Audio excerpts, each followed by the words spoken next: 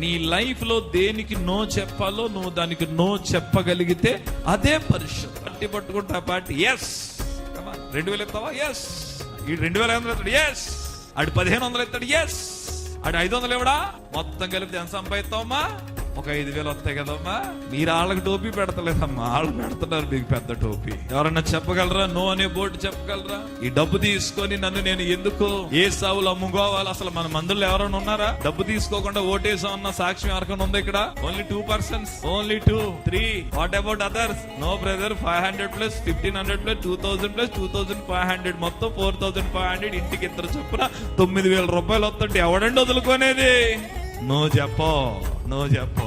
సరే, మీకు శుభవార్త. ఈ 5 సంవత్సరాల్లో నువ్వు ఏదైతే 9000 తీసుకున్నావో, దేవుడు కనుక నీ పైన కృప తీసాడు అనుకో, హాస్పిటల్కి వెళ్ళి వెంటనే 9 కాదు ఎంత అవుతుంది తెలుసా? 9 రెళ్ళు ఎంతమ్మా? ఒక టెస్ట్ కి అయిపోతుంది నీకు. దేవా ఏంటైనా ఈ కృప నా మీద ఎంతగా ఉంది. ఎక్కడ నువ్వు నో చెప్తున్నావు? ఇప్పటికి ఇది నాకు 4వ ఓటు. 4వ ఓటు అంటే ఇప్పుడు 3 సార్లు గుద్దాను ఓటు. ఇప్పుడు మళ్ళీ 4వసారి వేస్తాను, ఖచ్చితంగా ఓటు వేస్తాను. మీరే లేయండి ఓటు. కానీ ఎప్పుడు ఫస్ట్ టైం ఓటు వేసినప్పుడు మా ఇంటికి వచ్చారు, ఇలా ఫాస్ట్ గారు అన్నాను, రెండోసారి అన్నాడు, అన్నాను, మూడోసారి మేము అయిపోయి. మనం ఏం చేస్తున్నాం? నో చెప్పండి. ఈరోజు నిజంగా చెప్తాను, డబ్బు ఎందుకు పోని ఇచ్చిన 2000 అయితే చిరిగిపోతే తీసుకుంటారమ్మా? యాక్సిడెంట్ వస్తే నాకు మేము దానియేలు చెల్లం బాబు, మేము నో చెప్తున్నాం.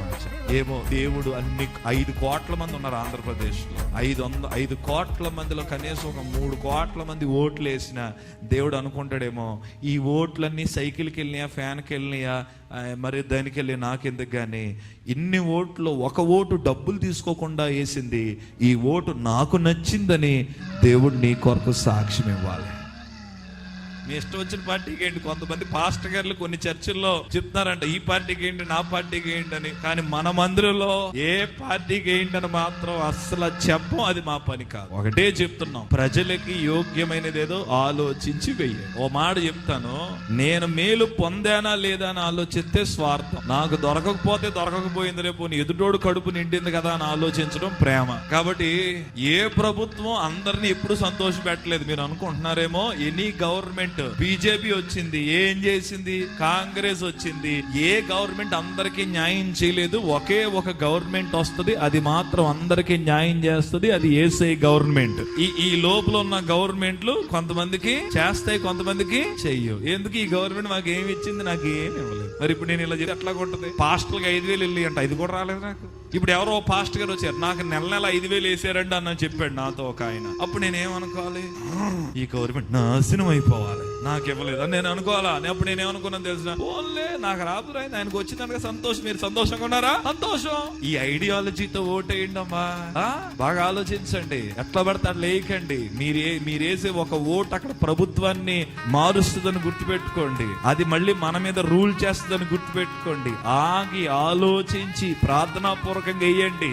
ఏ రాజకీయ నాయకుడు మాటలు నమ్మకండి. ఒకళ్ళు అలా అంటారు, ఒకళ్ళు ఇలా అంటారు, అదంటారు, ఇదంటారు, అంతా మామూలే. ఇప్పుడు మీ గుమ్మం ముందు తిరుగుతారు, ఆ తర్వాత మనం వాళ్ళ గుమ్మం ముందు తిరగాలి. విషయం ఏంటంటే వాళ్ళు నెలలో ఒకసారి తిరుగుతారు, మనం 5 సంవత్సరాలు తిరగాలి. కాబట్టి కొంచెం జాగ్రత్తగా నో అని చెప్పండి. ఇంత చెప్పిన తర్వాత కూడా మీరు డబ్బులు తీసుకున్నారంటే మిమ్మల్ని ఎవడేం చేయలేడు. ఇంకా నో. దానియేలు చెప్పాడు, నో, నన్ను నేను అపవిత్రపరుచుకోలేను.